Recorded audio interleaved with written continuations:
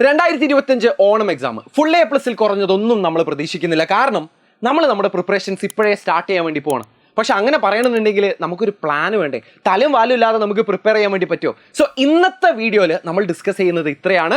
2025 ഓണം എക്സാമിന് ഇംഗ്ലീഷിൽ ഏതൊക്കെ ചാപ്റ്റേഴ്സ് നമ്മൾ പഠിച്ചു പോകണം, ഈ ചാപ്റ്റേഴ്സിൽ നിന്നൊക്കെ എത്ര മാർക്കിന് നമുക്ക് ചോദ്യങ്ങൾ പ്രതീക്ഷിക്കാം, അല്ലെങ്കിൽ ഈ ചാപ്റ്റേഴ്സിൻ്റെ ഒക്കെ വെയിറ്റേജ് എത്രത്തോളം ആയിരിക്കും, ഗ്രാമറിൽ നിന്ന് നമുക്ക് എത്ര മാർക്കിന് പ്രതീക്ഷിക്കാം, ഏതൊക്കെ ടോപ്പിക്സ് നമ്മൾ പഠിച്ചു പോകണം, ഡിസ്കോസുകൾ ഏതൊക്കെയാണ് പഠിച്ചു പോകേണ്ടത്. ഇനി ഇത് അത്രയും പഠിക്കണം എന്നുണ്ടെങ്കിലല്ലേ നമ്മുടെ കയ്യിൽ ഒരു പ്ലാൻ വേണം. അത് ഈ സമ്മറി ആയിക്കോട്ടെ, നമ്മുടെ ഇമ്പോർട്ടൻറ്റ് ക്വസ്റ്റ്യൻസ് ആയിക്കോട്ടെ, നമുക്ക് പഠിക്കാനുള്ള ഡിസ്കോസുകൾ ആയിക്കോട്ടെ, ഇനി അതല്ല ഗ്രാമർ ആയിക്കോട്ടെ, ഇതൊക്കെ അത്രയും നമുക്ക് വൃത്തിക്കും വെടുപ്പിനും പഠിച്ചു പോകണമെന്നുണ്ടെങ്കിലല്ലേ നമ്മുടെ കയ്യിൽ പ്രാക്ടിക്കൽ ആയിട്ടുള്ള റിയലിസ്റ്റിക് ആയിട്ടുള്ള എഫക്റ്റീവ് ആയിട്ടുള്ള ഒരു പ്ലാൻ വേണം. സോ ഇന്നത്തെ വീഡിയോയിൽ നമ്മൾ ഇത്രയും കാര്യങ്ങളാണ് ഡിസ്കസ് ചെയ്യാൻ വേണ്ടി പോകുന്നത്. ഇന്നത്തെ വീഡിയോ സ്കിപ്പ് ചെയ്യാതെ മുഴുവനായിട്ടും കാണുന്നത് മാത്രമല്ല, ഇത് ആർക്കാണ് യൂസ്ഫുൾ ആയിരിക്കാനുള്ളത് നിങ്ങൾക്ക് ഓൾറെഡി യൂഹിച്ചാൽ മനസ്സിലാവും.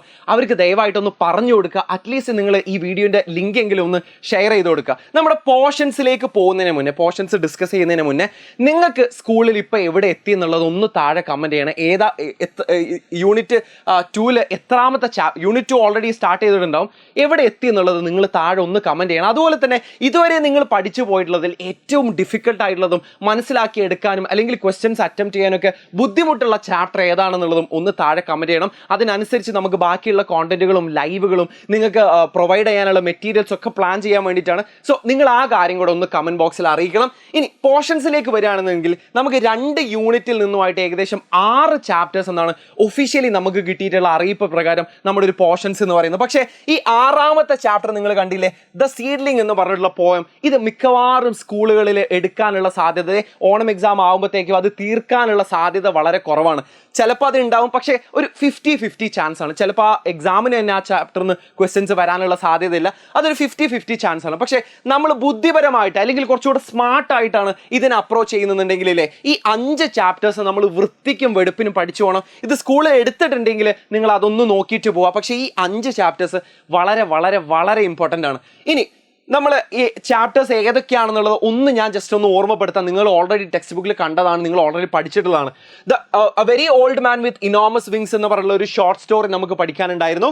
ഇൻ ദി ആറ്റിക് എന്ന് പറഞ്ഞിട്ടുള്ള ഒരു മെമ്മോയർ നമുക്ക് ഇവിടെ പഠിക്കാനുണ്ടായിരുന്നു. ഇത് ഷോർട്ട് സ്റ്റോറി ആയിരുന്നില്ല, ഇതൊരു മെമ്മോയർ ആണ്, ഓർമ്മക്കുറിപ്പാണ് ഇവിടെ പഠിക്കാനുണ്ടായിരുന്നത്. അതിനുശേഷം ഫ്രണ്ട്സ് റോമൻസ് കൺട്രിമാൻ എന്ന് പറഞ്ഞിട്ടുള്ള ഒരു പോയം പഠിക്കാനുണ്ടായിരുന്നു.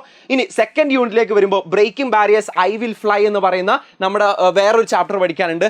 ഫീനിക്സ് റൈസസ് എന്ന് പറഞ്ഞിട്ട് അത്യാവശ്യം വലിയൊരു ചാപ്റ്റർ ഇവിടെയും പഠിക്കാനുണ്ട്.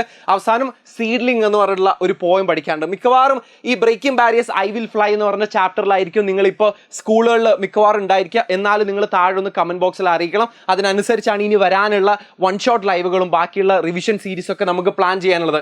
ഇനി ചാപ്റ്ററിന്റെ വെയിറ്റേജിലേക്ക് പോകുകയാണെന്നുണ്ടെങ്കിലേ ഈ എക്സാം അല്ല, ഓണം എക്സാം മാത്രമല്ല, ക്രിസ്മസ് എക്സാം ആയിക്കോട്ടെ, ഇനി വരാൻ മുന്നിലേക്കുള്ള പബ്ലിക് എക്സാം ആയിക്കോട്ടെ, one of the most important chapter ആയിരിക്കും ഒന്നാമത്തെ ചാപ്റ്റർ ആയിട്ടുള്ള A very old man with enormous wings എന്ന് പറയുന്നത്. കാരണം ഈ 2 ചാപ്റ്ററിന്റെ പ്രത്യേകത, രണ്ടാമത്തെ ചാപ്റ്ററും വളരെ ഇമ്പോർട്ടൻ്റ് ആണ്. ഇൻ ദി ആറ്റിക് എന്ന് പറയുള്ള ഒരുവിധ എല്ലാ ഡിസ്കോസുകളും ഈ 2 ചാപ്റ്ററിലും പോസിബിൾ ആണ്. ലെറ്റർ ആയിക്കോട്ടെ, ഡയറി ആയിക്കോട്ടെ, കോൺവെർസേഷൻ ആയിക്കോട്ടെ, റിവ്യൂ ആയിക്കോട്ടെ, ഇനി ക്യാരക്ടർ സ്കെച്ച് ആയിക്കോട്ടെ, ഒരുവിധം എല്ലാ ഡിസ്കോസുകളും ഇതിൽ പോസിബിൾ ആണ് ഈ 2 ചാപ്റ്ററിലും. അതുകൊണ്ട് തന്നെ ഈ ഒരു ഓണം എക്സാമിന് നമുക്ക് ഇതിൽ നിന്ന് ഒരു 15 മാർക്ക് പ്രതീക്ഷിക്കാം. 12 മുതൽ 15 മാർക്ക് നമുക്ക് രണ്ടാമത്തെ ചാപ്റ്ററിൽ നിന്ന് പ്രതീക്ഷിക്കാം. മൂന്നാമത്തെ ചാപ്റ്റർ ആയിട്ടുള്ള ഫ്രണ്ട്സ് റോമൻസ് കൺട്രിമെനും അത്യാവശ്യം വലിയൊരു ചാപ്റ്ററാണ്. വലിയ വലുപ്പത്തിലല്ല, ഇതൊരു പോയം എന്നുള്ള രീതിയിൽ അത്യാവശ്യം നമുക്ക് കുറച്ച് വർക്ക് ചെയ്യാനുള്ള ഒരു ചാപ്റ്ററാണ്. ഇതിൽ നിന്ന് നമുക്കൊരു 10 മുതൽ 12 മാർക്കിന് വരെ ചോദ്യങ്ങൾ പ്രതീക്ഷിക്കാം. എന്തൊക്കെ തരം ചോദ്യങ്ങൾ ഉണ്ടാവും എന്നറിയോ? Q&A വളരെ സാധ്യതയുള്ള ഒരു സാധനമാണ്. Q&A എന്ന് വെച്ചാൽ നിങ്ങൾ കേട്ടിട്ടുണ്ടോ? പോയത്തിന്റെ ഒരു 4 വരിയോ 8 വരിയോ തന്നിരിക്കും. എന്നിട്ട് അതിനെ കുറിച്ചിട്ട് ഒരു മാർക്കിന് 2 മാർക്കിന്റെ ചോദ്യങ്ങൾ അവിടെ വരും. എന്ന് വെച്ചാൽ അതിൽ പോയറ്റിക് ഡിവൈസുകളെ കുറിച്ചിട്ട് ചോദിക്കുന്നുണ്ടാവും. ആ വരിയുടെ അർത്ഥം എന്താണ്, ആ ലൈനിന്റെ അർത്ഥം എന്താണെന്ന് ചോദിക്കും. ചിലപ്പോൾ എന്തെങ്കിലും വാക്കുകളുടെ അർത്ഥം എന്താണെന്നുള്ളതൊക്കെ ചോദിക്കും. Q&A 4 മാർക്കിന് നിങ്ങൾക്ക് പ്രതീക്ഷിക്കാം. അത് കഴിഞ്ഞതിന് ശേഷം ഏറ്റവും കൂടുതൽ സാധ്യതയുള്ള മറ്റൊരു ചോദ്യമാണ് അപ്രിസിയേഷൻ എന്ന് പറയുന്നത്. ഒരു മിനിറ്റടാ. ഓക്കെ, വേറൊരു സാധനമാണ് അപ്രിസിയേഷൻ എന്ന് പറയുന്നത്. നിങ്ങൾ ഓൾറെഡി 9ാം ക്ലാസ്സിൽ പഠിച്ചിട്ടുണ്ടാവും, 9th സ്റ്റാൻഡേർഡിൽ ആസ്വാദനക്കുറിപ്പ്, ഒരു കവിതയ്ക്ക് ആസ്വാദനക്കുറിപ്പ് തയ്യാറാക്കാനുണ്ടാവും. അപ്രിസിയേഷൻ, ഇതിൽ നിന്ന് നമുക്കൊരു 4 മാർക്കിനോ അല്ലെങ്കിൽ 6 മാർക്കിനൊക്കെ പ്രതീക്ഷിക്കാവുന്ന ഒരു ചോദ്യമാണ് അപ്രിസിയേഷൻ എന്ന് പറയുന്നത്. ഇനി അതല്ല, ചിലപ്പോൾ 4 മാർക്കിന് ചിലപ്പോൾ വെറുതെ ഒരു പാരഗ്രാഫ് റൈറ്റിങ്ങും നമുക്ക് ഇതുപോലെയുള്ള പോയിംസിൽ നിന്ന് പ്രതീക്ഷിക്കാം. ഇനി രണ്ടാമത്തെ യൂണിറ്റിലേക്ക് വരുമ്പോൾ ബ്രേക്കിംഗ് ബാരിയേഴ്സ് ഐ വിൽ ഫ്ലൈയിൽ നിന്ന് നമുക്ക് 7 മുതൽ 12 മാർക്കിന് വരെ പ്രതീക്ഷിക്കാം. ഇതിൽ നിന്ന് വളരെ സാധ്യതയുള്ള ഒരു ക്വസ്റ്റ്യൻ ആണ് റൈറ്റ് അപ്പ് എന്ന് പറയുന്നത്.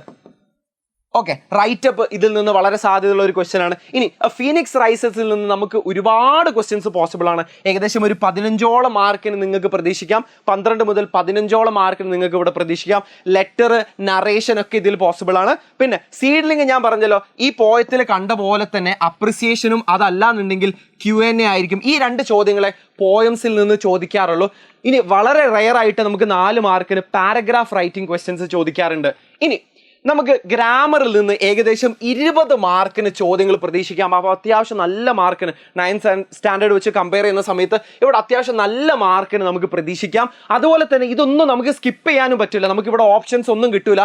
ഈ 20 മാർക്ക് നമ്മൾ അറ്റംപ്റ്റ് ചെയ്തേ പറ്റുള്ളൂ. സോ എഡിറ്റിങ്ങിൽ നിന്ന് നമുക്കൊരു 3-4 മാർക്കിന് ചോദിക്കാനുള്ള സാധ്യതയുണ്ട്. ചിലപ്പോൾ 2 ആയിരിക്കും. അതുകൊണ്ട് 2 മുതൽ 4 മാർക്കിന് വരെ എഡിറ്റിങ്ങിൽ നിന്ന് ചോദിക്കാനുള്ള സാധ്യതയുണ്ട്. ഫ്രേസൽ വെർബും ഇതുപോലെ തന്നെ ഒരു 2 മുതൽ 3 മാർക്കിന് വരെ ചോദിക്കാനുള്ള സാധ്യതയുണ്ട് ഫ്രേസൽ വെർബിൽ നിന്ന്.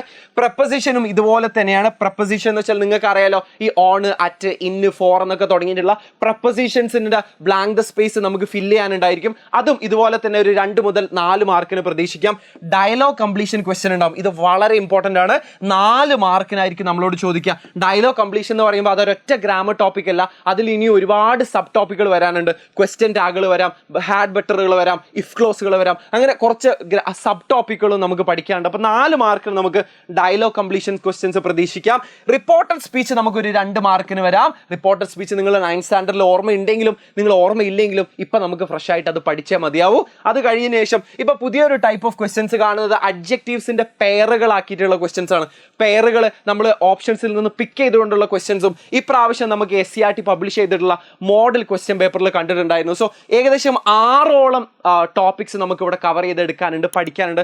അത്യാവശ്യം ഇരുത്തി പഠിച്ചാലേ, അത്യാവശ്യം നല്ലോണം പ്രാക്ടീസ് ഉണ്ടെങ്കിൽ നമുക്ക് ഇതിന്റെ 20 മാർക്ക് നമുക്ക് കിട്ടുള്ളൂ. ഗ്രാമർ എന്ന് പറയുന്നത് പലർക്കും ഒരു പേടി സ്വപ്നമായിരിക്കും. പക്ഷേ ഗ്രാമറിന്റെ ഒരു സുഖം എന്താണെന്നറിയോ, വളരെ കുറഞ്ഞ സമയം കൊണ്ട് നമ്മൾ ബയോളജി, ഫിസിക്സും കെമിസ്ട്രി ഒക്കെ എഴുതുന്ന പോലെ വളരെ കുറഞ്ഞ സമയം കൊണ്ടില്ലേ നമുക്ക് അറിയാമെന്നുണ്ടെങ്കിൽ 20 മാർക്ക് കൂളായിട്ട് അടിച്ചെടുക്കാം. ഓക്കെ, ഡിസ്കോസുകളാണ് പിന്നെ പലർക്കും ഒരു വില്ലനായിട്ട് വരിക. പക്ഷേ ഡിസ്കോസുകൾ ഓൾറെഡി നമ്മൾ കഴിഞ്ഞ ക്ലാസ്സുകളിലൊക്കെ, ചെറിയ ക്ലാസ്സുകളിലൊക്കെ പഠിച്ചിട്ടുള്ളതാണ്. പുതിയ 1-2 ഡിസ്കോസുകൾ നമുക്ക് പഠിക്കാനുണ്ട്. ഒന്നാമതായിട്ടില്ലേ പോയം അപ്രിസിയേഷൻ ഉണ്ടായിരിക്കും. നേരത്തെ പറഞ്ഞ പോലെ 2 പോയിന്റ്സ് നമുക്ക് പഠിക്കാനുണ്ട്. അതിൽ നിന്ന് നമുക്ക് പോയം അപ്രിസിയേഷൻ പ്രതീക്ഷിക്കാം, പോയം Q&A പ്രതീക്ഷിക്കാം, പാരഗ്രാഫ് റൈറ്റിംഗ് ഒരുവിധം എല്ലാ ചാപ്റ്ററിനും പോസിബിൾ ആണ്. റിവ്യൂ ഉണ്ടായിരിക്കും. റിവ്യൂ ഉണ്ടെങ്കിലേ അത് സ്റ്റോറിക്ക് മാത്രമേ ഉണ്ടാവുള്ളൂ. അതുകൊണ്ട് തന്നെ ആദ്യത്തെ 2 ചാപ്റ്റർ ആയിട്ടുള്ള ഇന്ത്യ ആറ്റിക്കും ഒന്നാമത്തെ chapter very old man with enormous വിങ്സിൽ നിന്നും ഇന്ത്യ ആറ്റിക്കിനുമായിരിക്കും റിവ്യൂ പോസിബിൾ ആയിട്ടുള്ളത്. റൈറ്റപ്പും ഒരുവിധം എല്ലാ ചാപ്റ്ററിനും പോസിബിൾ ആണ്. പക്ഷേ നമ്മുടെ നേരത്തെ നമ്മൾ കണ്ടല്ലോ, 2ാമത്തെ യൂണിറ്റിലുള്ള 1ാമത്തെ ചാപ്റ്ററിനായിരിക്കും അല്ലെങ്കിൽ 2ാമത്തെ ചാപ്റ്ററിനായിരിക്കും റൈറ്റപ്പ് കൂടുതൽ സാധ്യതയുള്ളത്. നറേഷനും ഇതുപോലെ തന്നെ നമ്മുടെ ഫീനിക്സ് റൈസേഴ്സിൽ നിന്നൊക്കെ ആയിരിക്കും നറേഷൻ ഏറ്റവും കൂടുതൽ സാധ്യത. ലെറ്റർ ഒരുവിധം എല്ലാ ചാപ്റ്ററിനും പോസിബിൾ ആണ്. അതുകൊണ്ട് ലെറ്റർ നമ്മൾ അതിന്റെ ഒരു ഫോർമാറ്റ് പഠിച്ചു വെക്കുക എന്നുള്ളതാണ് ഏറ്റവും ബുദ്ധി. പിന്നെ ക്യാരക്ടർ സ്കെച്ച് ചോദിക്കുകയാണെന്നുണ്ടെങ്കിൽ 4 പേരുടെ ഏറ്റവും കൂടുതൽ ഒരു 99%. ഇനി ബാക്കി നമുക്ക് സ്റ്റോറി പഠിക്കാനുള്ള ഒരു സ്റ്റോറിയിൽ നിന്നേ നമുക്ക് ക്യാരക്ടർ സ്കെച്ച് ചോദിക്കുള്ളൂ. ആദ്യത്തെ ചാപ്റ്ററിൽ നിന്നുള്ള 2 പേരുടെ, ഒന്ന് എലിസന്റയുടെ, ഒന്ന് പെലായോടെ, ഓൾഡ് മാൻ്റെ ചോദിക്കാൻ വളരെ സാധ്യത കുറവാണ്. അതിനുശേഷം 2ാമത്തെ ചാപ്റ്ററിലെ ജർമ്മൻ ഓഫീസറുടെ, പിന്നെ നമ്മുടെ സ്പിൽമന്റെ ഏറ്റവും കൂടുതൽ സാധ്യതയുള്ള ഒരു 99.99% ചാൻസസ് ജർമ്മൻ ഓഫീസറുടെയും അതുപോലെ തന്നെ 1ാമത്തെ ചാപ്റ്ററിൽ നിന്ന് പെലായോടെ ആയിരിക്കും. പിന്നെ ന്യൂസ് പേപ്പർ റിപ്പോർട്ട് നമ്മുടെ 1ാമത്തെ ചാപ്റ്ററിൽ പോസിബിൾ ആണ്. ഈവൻ 2ാമത്തെ ചാപ്റ്ററിലും പോസിബിൾ ആണ്. മേ ബി 2ാമത്തെ യൂണിറ്റിൽ അവിടെ ഇവിടെ നിന്നൊക്കെ ചിലപ്പോൾ ന്യൂസ് പേപ്പർ റിപ്പോർട്ട് പോസിബിൾ ആണ്. അതുകൊണ്ട് തന്നെ ഇതിന്റെ ഫോർമാറ്റ് പഠിക്കുന്നതാണ് ഏറ്റവും ബുദ്ധി. ബാക്കി ചാപ്റ്റർ സമ്മറിയിൽ കവറായി പോയിക്കോളും. പ്രൊഫൈൽ ആരുടെ ചോദിക്കും എന്നുള്ളത് നമുക്ക് ഉറപ്പ് പറയാൻ പറ്റില്ല. അതിന്റെ ഫോർമാറ്റ് നമ്മൾ പഠിച്ചു വെക്കണം.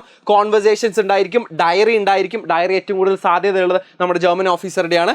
അഡ്വർടൈസ്മെന്റ് ജിംഗിൾ എന്ന് പറയുന്ന പുതിയൊരു ഡിസ്കോഴ്സ് നമുക്ക് ഇവിടെ പഠിക്കാനുണ്ട്. ഈ പരസ്യത്തിലൊക്കെ ഉണ്ടാവില്ല, ഭയങ്കര ക്യാച്ചി ആയിട്ടുള്ള സെന്റൻസുകൾ ഉണ്ടാവില്ലേ, അത് കൊടുക്കാനുണ്ടാവും. വളരെ എളുപ്പത്തിൽ ചെയ്യാം. പക്ഷേ ഈ പേര് കേട്ടിട്ട് നിങ്ങൾ പേടിക്കേണ്ട.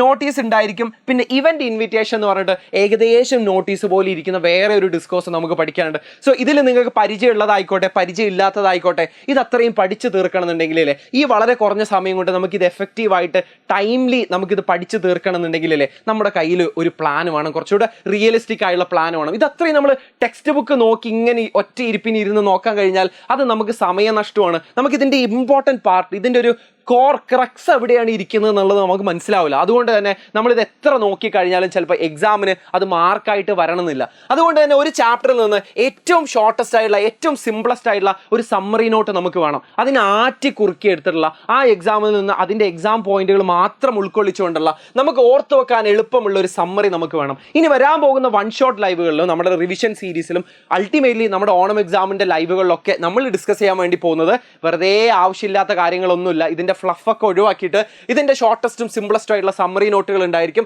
ഇതിൽ നിന്ന് ഏറ്റവും ഇമ്പോർട്ടൻ്റ് ആയിട്ടുള്ള ക്വസ്റ്റ്യൻസ് നമുക്ക് ഇപ്രാവശ്യം കഴിഞ്ഞ വർഷങ്ങളിലൊക്കെ ചോദിച്ചിട്ടുള്ള ക്വസ്റ്റ്യൻസിൻ്റെ അവൈലബിലിറ്റി കുറവാണെന്നുണ്ടെങ്കിലും നമ്മൾ ഈ ചാപ്റ്ററിൽ നിന്ന് ചോദിക്കാൻ സാധ്യതയുള്ള ആ ചാപ്റ്ററിൻ്റെ ഒരു നേച്ചർ വെച്ചുകൊണ്ട് ആ ചാപ്റ്ററിൻ്റെ ഒരു സ്വഭാവം വെച്ചുകൊണ്ട് ഏറ്റവും ചോദിക്കാൻ സാധ്യതയുള്ള ക്വസ്റ്റ്യൻസ് ആണ് പിന്നെ നമ്മൾ നോക്കി പോകേണ്ടത്. ഇനി നമുക്ക് പരിചയമുള്ളതും പരിചയമില്ലാത്തതുമായിട്ടുള്ള ഡിസ്കോഴ്സുകളും അതിൻ്റെ ഫോർമാറ്റുകളും അതെങ്ങനെ നമുക്ക് എത്രത്തോളം എഴുതണം, എത്ര മാർക്കിന് എങ്ങനെയൊക്കെ എഴുതണം എന്നുള്ളതൊക്കെ നമുക്ക് പഠിച്ചു പോകണം. പിന്നെ അൾട്ടിമേറ്റ്ലി 20 മാർക്കിന് നമുക്ക് ഗ്രാമർ പഠിച്ചു പോകാനുണ്ട്. അപ്പോൾ ഒരുപാട് മെറ്റീരിയൽസിൻ്റെ ആവശ്യമുണ്ട്, നിങ്ങൾക്ക് ഒരുപാട് റിവിഷൻ്റെ ആവശ്യമുണ്ട്. സോ ഇത്രയും കാര്യങ്ങൾക്ക് നിങ്ങൾക്ക് വളരെ ഫ്രീ ആയിട്ട് വെറുതെ നിങ്ങൾക്ക് ഫ്രീ ആയിട്ട് കിട്ടുന്നതായിരിക്കും ഈ മെറ്റീരിയൽസ്. നിങ്ങൾ ആകെ ചെയ്യേണ്ടതില്ലേ, താഴെ കൊടുത്തിരിക്കുന്ന ഈ നമ്പർ ഉണ്ടല്ലോ, നിങ്ങളുടെ ക്ലാസ് ഒന്ന് ജസ്റ്റ് അതിലേക്ക് ഒന്ന് കൊടുത്താൽ മതി. നിങ്ങൾക്ക് ഏത് ചാപ്റ്ററിൻ്റെ ആണോ വേണ്ടത്, ഏത് സബ്ജക്റ്റ് ആണോ വേണ്ടത്, ആ ഒരു മെറ്റീരിയൽസ് നിങ്ങൾക്ക് പ്രൊവൈഡഡ് ആയിട്ട് കിട്ടും. ഇത് ഇംഗ്ലീഷിൻ്റെ കേസിൽ മാത്രമല്ല, നിങ്ങൾക്ക് ബാക്കിയുള്ള എല്ലാ സബ്ജക്ട്സിനും ഇതുപോലെ ഫ്രീ ആയിട്ട് വെറുതെ കിട്ടുകയാണ് നിങ്ങൾക്ക് ഈ ഒരു മെറ്റീരിയൽസ് എന്ന് പറയുന്നത്. സോ ഈ ഒരു നമ്പറിലേക്ക് നിങ്ങൾക്ക് വിളിക്കാൻ നിൽക്കരുത്, നിങ്ങൾ ദയവേത് വിളിക്കാൻ നിൽക്കരുത്, ഒന്ന് മെസ്സേജ് അയച്ചാൽ തന്നെ നിങ്ങൾക്ക് മെറ്റീരിയൽസ് പ്രൊവൈഡഡ് ആയിട്ട് കിട്ടും. ഇനി നമുക്ക് ഇംഗ്ലീഷിൻ്റെ കമ്മ്യൂണിറ്റി ഒക്കെ പ്ലാൻ ചെയ്യാനുണ്ട്. ഓണം എക്സാം ആകുന്നതിന് മുന്നേ നമുക്ക് ഇംഗ്ലീഷിൻ്റെ ഒരു കമ്മ്യൂണിറ്റി ഇത് ആദ്യം അനൗൺസ് ചെയ്യുന്നത് തന്നെ നിങ്ങളോടാണ്. വളരെ വൈകാതെ തന്നെ നിങ്ങൾക്ക് അതിൻ്റെ ലിങ്കും കാര്യങ്ങളൊക്കെ പ്രൊവൈഡഡ് ആവും. അതായത് ഓണം എക്സാം ആകുന്ന ആ ദിവസം വരെയുള്ള എല്ലാ ദിവസങ്ങളും അതിൽ നിങ്ങൾക്ക് പ്രാക്ടീസ് ക്വസ്റ്റ്യൻസ് ഉണ്ടായിരിക്കും. ഇപ്രാവശ്യം ചോദിക്കാൻ പോകുന്ന ഡിസ്കോഴ്സുകളുടെ ഒരു ഫോർമാറ്റുകൾ ഉണ്ടായിരിക്കും. അതിൽ കൊടുക്കേണ്ട പോയിന്റുകളൊക്കെ വെച്ചിട്ട് നമുക്കൊരു വാട്സപ്പ് കമ്മ്യൂണിറ്റി സ്റ്റാർട്ട് ചെയ്യാനുണ്ട്. സോ ഇതുവരെ നിങ്ങളൊന്നും പഠിച്ചിട്ടില്ല, അല്ലെങ്കിൽ നിങ്ങൾ ട്യൂഷൻ സെൻ്ററുകളിലൊന്നും ഇതുവരെ ജോയിൻ ചെയ്തിട്ടില്ല, അല്ലെങ്കിൽ ട്യൂഷൻ സെൻ്ററിൽ ജോയിൻ ചെയ്തിട്ടും അവിടെ കാര്യമായിട്ട് മനസ്സിലാവുന്നില്ല, സ്കൂളുകളിൽ എടുക്കുന്നത് മനസ്സിലാവുന്നില്ല, ബാക്കിയുള്ള പ്ലാറ്റ്ഫോമുകളിൽ കണ്ടിട്ട് നിങ്ങൾക്ക് അത്ര ഒന്നും കാര്യങ്ങളൊന്നും കലങ്ങുന്നില്ല എന്നുണ്ടെങ്കിലേ നിങ്ങൾ ലേറ്റായി എന്നുള്ളൊരു പേടി നിങ്ങൾ മനസ്സിൽ നിന്ന് മാറ്റിക്കോളൂ. കാരണം എല്ലാ മൺഡേയും നമ്മളൊരു പുതിയ ബാച്ച് സ്റ്റാർട്ട് ചെയ്യുന്നുണ്ട്, എല്ലാ മൺഡേയും നമ്മൾ സൂപ്പർ ബാച്ച് സ്റ്റാർട്ട് ചെയ്യുന്നുണ്ട്. ഓൾറെഡി നിങ്ങൾ ബാക്കിയുള്ള ക്ലാസ്സുകളും ബാക്കിയുള്ള ലൈവുകളൊക്കെ കണ്ടിട്ട് നിങ്ങൾക്ക് എത്രത്തോളം ഇതിൻ്റെ ഒരു ക്വാളിറ്റി ഉണ്ട് എന്നുള്ളതിനെ കുറിച്ചിട്ട് ഏകദേശം ഒരു ധാരണ ഉണ്ടാവും. അപ്പോൾ നിങ്ങൾക്ക് ഇപ്പോൾ സ്റ്റാർട്ട് ചെയ്യണം. ഇപ്പോൾ തൊട്ട് നമ്മൾ ഏതായാലും നമ്മുടെ ഇത് മാറിയിട്ടുണ്ട്, ടെക്സ്റ്റ് ബുക്ക് മാറിയിട്ടുണ്ട്. സോ ക്വസ്റ്റ്യൻസിൻ്റെ ഒക്കെ അവൈലബിലിറ്റി അവിടെ ഇവിടെയൊക്കെ കുറവായിരിക്കും. ചിലപ്പോൾ നിങ്ങളുടെ ടീച്ചേഴ്സിന് തന്നെ ഒരുപാട് ലിമിറ്റേഷൻസ് ഉണ്ടാവും. സോ ആ പ്രശ്നങ്ങളൊക്കെ പരിഹരിക്കുന്നത് നമ്മുടെ AI ഫീച്ചേഴ്സ് ഒക്കെ ഉള്ള നമ്മുടെ എഡ്യൂപോർട്ടിൻ്റെ ആപ്പിലാണ്. സോ നിങ്ങൾക്ക് സൂപ്പർ ബാച്ചിൽ ജോയിൻ ചെയ്യണമെന്നുണ്ടെങ്കിൽ ഒട്ടും വൈകിട്ടില്ല, നിങ്ങൾക്ക് ഇപ്പോൾ തന്നെ അതിനെക്കുറിച്ചിട്ട് ആലോചിക്കാം. അതിൻ്റെ ലിങ്കും ഞാൻ താഴെ കൊടുക്കാം. അതുപോലെ തന്നെ നമ്മൾ ഇനി തൊട്ട് പഠിക്കുക എന്നുള്ളൊരു ആ ഒരു ഫോമാറ്റിലെ നമുക്ക് ഇനി മുന്നിലേക്ക് പോകാൻ വേണ്ടി പറ്റുള്ളൂ. ഇനി 15 ദിവസമുണ്ട് അല്ലെങ്കിൽ 20 ദിവസമുണ്ട് എന്നുള്ളതല്ല നമ്മൾ പ്ലാൻ ചെയ്യുന്നത്. നമ്മൾ ഇന്ന് തൊട്ട് സ്റ്റാർട്ട് ചെയ്തെങ്കിൽ മാത്രമേ ഓരോ സബ്ജക്റ്റും നമുക്ക് ടൈമിൽ തീർക്കാൻ വേണ്ടി പറ്റുള്ളൂ. സോ നമുക്ക് അടുത്ത ലൈവിൽ കാണാം, അടുത്ത ക്ലാസ്സിൽ കാണാം. All the best. Thank you.